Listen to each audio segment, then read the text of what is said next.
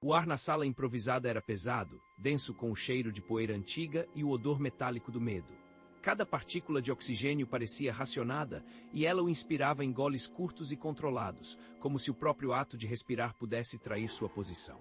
Seus dedos finos e ágeis dançavam sobre os controles do rádio de ondas curtas, um equipamento obsoleto resgatado de algum depósito esquecido pelo tempo. Era um anacronismo em um mundo de satélites, mas ali no coração das trevas era sua única arma, sua única ferramenta de salvação. Gotas de suor brotavam em sua testa, não pelo calor que era opressivo, mas pela pressão esmagadora que comprimia seu peito. Do outro lado da linha, uma voz rosnava em um dialeto que poucos no mundo dominavam, uma língua de desfiladeiros e sangue, de honra e vingança. Ela era um desses poucos. Para seus superiores, ela era um recurso, um ativo linguístico. Para os homens do outro lado da linha, ela era apenas uma voz sem corpo, uma anomalia. Mas para as 12 almas encolhidas no porão de uma fazenda a 200 quilômetros dali, ela era a única ponte frágil entre a vida e uma morte anônima. Ela sussurrava no microfone, a voz um fio de seda tenso, cada sílaba perfeitamente calibrada. Não era apenas uma tradução literal, era uma transmutação cultural.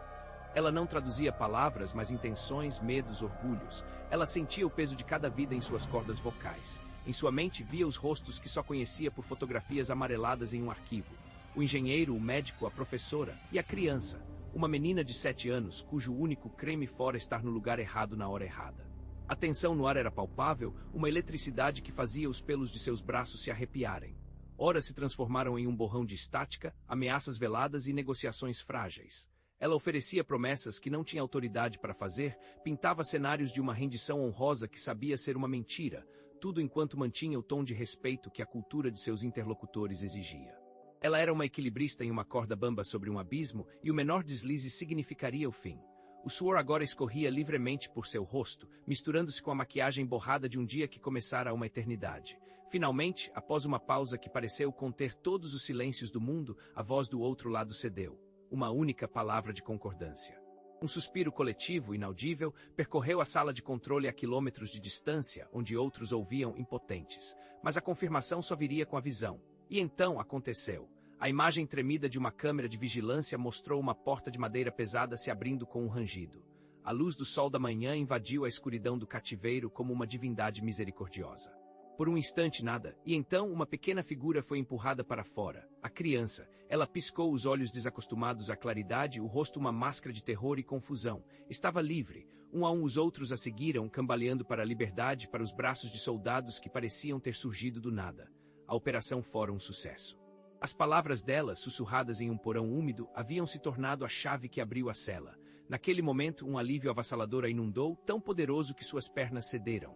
Ela se apoiou na mesa, o corpo tremendo, o eco de suas próprias palavras ainda ressoando em sua mente. Ela tinha conseguido. Tinha salvado todos eles. A sala que a recebeu no dia seguinte era o oposto do caos da noite anterior. Era um cubo de branco estéril e aço inoxidável, frio ao toque e à alma. O ar cheirava a produtos de limpeza e a uma indiferença burocrática que era mais assustadora do que qualquer ameaça armada. O homem sentado à sua frente não era um soldado, nem um espião. Era pior. Era um administrador, um rosto anônimo na engrenagem impessoal do Estado, vestido com um terno cinza que parecia absorver toda a luz e a cor do ambiente. Ele não se apresentou. Nomes não importavam naquele lugar. A exaustão ainda pesava em seus ossos, mas havia também uma centelha de orgulho, a certeza de ter feito a coisa certa. Ela esperava um agradecimento, talvez uma dispensa formal. O homem não disse nada, apenas empurrou um jornal sobre a superfície metálica da mesa. O som do papel deslizando sobre o aço foi um arranhão agudo no silêncio. A manchete, em letras garrafais, gritava seu anonimato para o mundo. Heroína anônima salva 12 reféns. Por um momento fugaz, um calor se espalhou por seu peito. Eles reconheceram, eles entenderam o que ela fez. Seus olhos percorreram o texto, que falava de coragem e habilidade de uma negociação magistral. Ela sentiu o rubor da validação, uma sensação que não durou nem um piscar de olhos. Com um movimento deliberado, quase cirúrgico, o burocrata deslizou uma única folha de papel timbrado sobre o jornal. A folha, branca e fria, cobriu perfeitamente a palavra heroína. Seus olhos focaram nas letras impressas, nítidas e impessoais. Eram termos legais, parágrafos numerados, uma linguagem desprovida de qualquer emoção. Mas as palavras que formavam saltaram da página e a atingiram como um soco no estômago, tirando-lhe o ar. Acusação formal sob o Ato de Segurança Nacional. E logo abaixo, em um subtítulo que parecia ter sido digitado com gelo, traição. Comunicação não autorizada com elementos hostis. Comprometimento de segredos de Estado. A palavra traição pulsava diante de seus olhos. Traição, ela releu a mente se recusando a processar a informação. Como ela tinha seguido as ordens, usado suas habilidades a serviço deles, a serviço daquelas vidas. O ar na sala pareceu ficar ainda mais frio, congelando o sangue em suas veias. Ela ergueu os olhos para o homem, buscando uma explicação, um erro, qualquer coisa. Mas o rosto dele era uma lousa em branco, desprovido de empatia ou mesmo de interesse. Ele apenas a observava como um entomologista examina um inseto preso em um alfinete. O mundo dela se inclinou em seu eixo.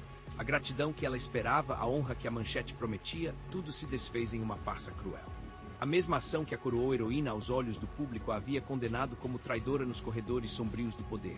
Ela percebeu com uma clareza nauseante que havia sido usada. Sua habilidade única era uma ferramenta a ser empregada e depois descartada. Talvez ela soubesse demais. Talvez as promessas que fez para libertar os reféns fossem inconvenientes agora. A razão não importava. O veredito já havia sido dado. O jornal sob o papel era a isca, a acusação o laço da armadilha. Ela era um peão sacrificado para proteger o rei, e a ironia mais cruel era que o sacrifício já havia sido feito na noite anterior, voluntariamente, por uma causa que ela acreditava ser justa. A humilhação seguinte foi um ritual, uma cerimônia de despersonalização conduzida com a precisão fria de um carrasco. Ela foi levada a outra sala, ainda mais impessoal que a anterior. Desta vez, o oficial usava luvas brancas imaculadas, como se o contato com ela pudesse contaminá-lo. Ele não proferiu uma palavra, apenas estendeu a mão enluvada. Com os dedos trêmulos, ela entregou seu passaporte, aquele pequeno livro azul que continha sua identidade, sua história, sua prova de pertencimento ao mundo. Era o documento que lhe permitira viajar, aprender as línguas que agora a condenavam. Era a prova de que ela era uma cidadã. O oficial pegou o passaporte e o abriu em sua página de identificação. Ali estava ela, mais jovem, o sorriso cheio de uma esperança que agora parecia uma zombaria. Ele então pegou uma tesoura. Não era uma tesoura de escritório, mas uma ferramenta pesada e industrial de lâminas grossas e impiedosas. O metal brilhou sob a luz fluorescente. Com uma lentidão torturante, ele posicionou as lâminas ao redor da fotografia dela. O som do metal cortando o papel laminado foi obscenamente alto no silêncio da sala. Não foi um corte rápido. Foi deliberado, um ato de mutilação simbólica. Ele cortou em volta do seu rosto, seguindo os contornos de seu queixo, suas bochechas, seu cabelo. Com um último estalido, a pequena fotografia retangular se soltou e caiu sobre a mesa, com a face para baixo. O oficial então fechou o passaporte e o empurrou de volta para ela. Ela o pegou, o toque do couro familiar, mas o peso diferente. Ela o abriu. Onde antes estava seu rosto, agora havia apenas um buraco branco e vazio, uma janela para o nada. Ela havia sido apagada, extirpada de seu próprio documento, de sua própria nacionalidade. Aquele buraco era um grito silencioso. Dizia que ela não existia mais, não para o país que ela serviu, não para o mundo que usava aqueles documentos como prova de identidade. Ela se tornou um fantasma, uma apátrida, uma não-pessoa. A mão enluvada do oficial gesticulou em direção à porta. O processo estava completo. Ela estava livre para ir, mas para onde? Sem um passaporte, sem uma identidade, sem um país, todas as portas do mundo estavam fechadas. Ela era uma exilada em sua própria terra.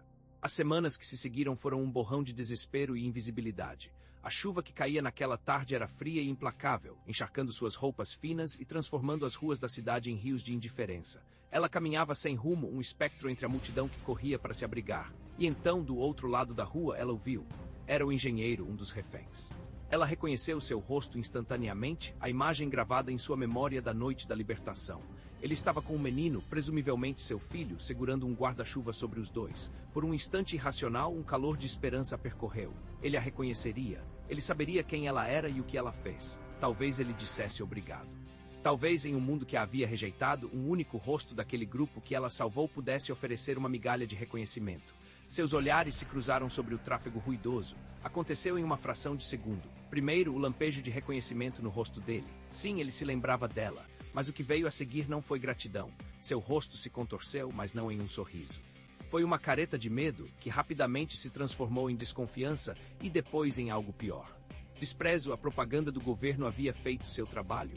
As notícias sussurravam sobre uma traidora interna que havia complicado a operação. Seu rosto, antes anônimo, tinha vazado para a imprensa de baixo escalão, associado a mentiras e insinuações venenosas. Ela não era mais a heroína anônima, era a vilã conveniente. O homem agarrou o ombro do filho com força, puxando a criança para mais perto, como se ela fosse uma fonte de contaminação. Seu corpo se enrijeceu e ele deu um passo para trás, afastando-se da calçada. Sem desviar o olhar de desprezo dela, ele puxou o filho e atravessou a rua apressadamente, quase sendo atingido por um táxi, fugindo dela como se fugisse de uma praga. Aquele ato tão pequeno e tão devastador foi mais doloroso do que a acusação formal, mais cruel do que o passaporte mutilado. Aquela era a prova final. A ingratidão não era apenas do Estado, uma entidade abstrata e sem rosto. Era pessoal, era visceral. O próprio homem cuja vida ela salvara agora via como uma ameaça. A chuva parecia mais fria, e cada gota que batia em sua pele parecia um pequeno golpe de rejeição. Ela estava completamente só. O abrigo para apátridas era um purgatório na terra. Um lugar onde as almas perdidas do mundo, aquelas sem papéis e sem pátria, esperavam por um futuro que nunca chegava. O cheiro era uma mistura de desinfetante barato, sopa rala e desespero estagnado. Ela estava sentada em um banco de madeira lascada, segurando uma tigela de metal com um líquido morno que mal podia ser chamado de comida. Era ali que ela vivia agora, entre os despojados, os esquecidos. No canto do refeitório, uma pequena televisão com a imagem cheia de chuviscos estava ligada em um canal de notícias do governo. Ninguém prestava muita atenção, exceto ela. Seus olhos estavam grudados na tela. A televisão exibia uma cerimônia pomposa. Bandeiras, uniformes de gala, medalhas brilhando sob as luzes fortes. O locutor falava com uma voz empolada sobre a bravura e o profissionalismo dos agentes do governo que participaram da brilhante operação de resgate. A câmera passeava pelos rostos sorridentes e presunçosos dos homens que estavam na sala de controle com ela, homens que apenas ouviram enquanto ela arriscava tudo.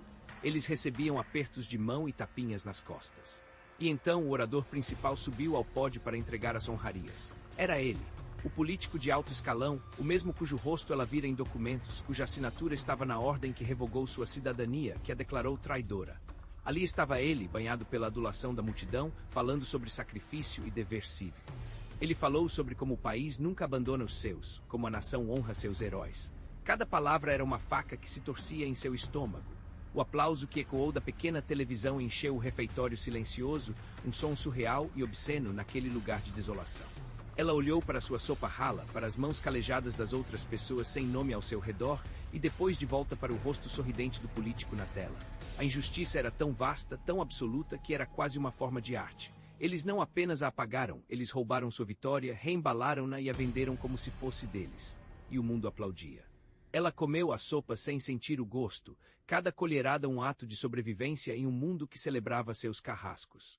A vida se resumiu a um ciclo de trabalho anônimo e exaustivo. De madrugada, antes que a cidade acordasse, ela estava lá no ventre de concreto da metrópole, limpando os detritos que a humanidade deixava para trás.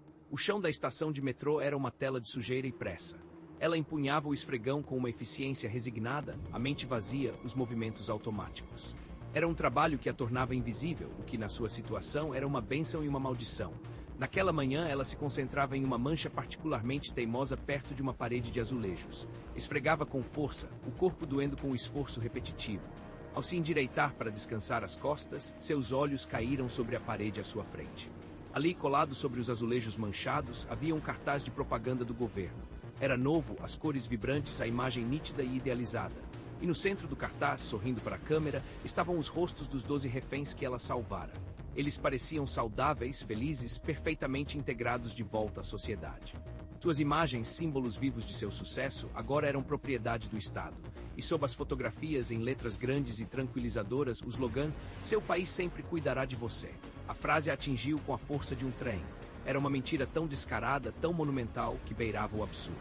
Ela, a arquiteta daquele mesmo cuidado, estava ali de joelhos, limpando a sujeira sob os pés da nação que a proclamava. Ela olhou para os rostos sorridentes, rostos que ela salvara, agora transformados em adereços para a máquina que a esmagou. O slogan não era uma promessa, era uma ameaça velada. Cuidaremos de você desde que você se encaixe na nossa narrativa, desde que você seja útil, desde que você não saiba demais. Ela era a prova viva do que acontecia com aqueles de quem o país não cuidava.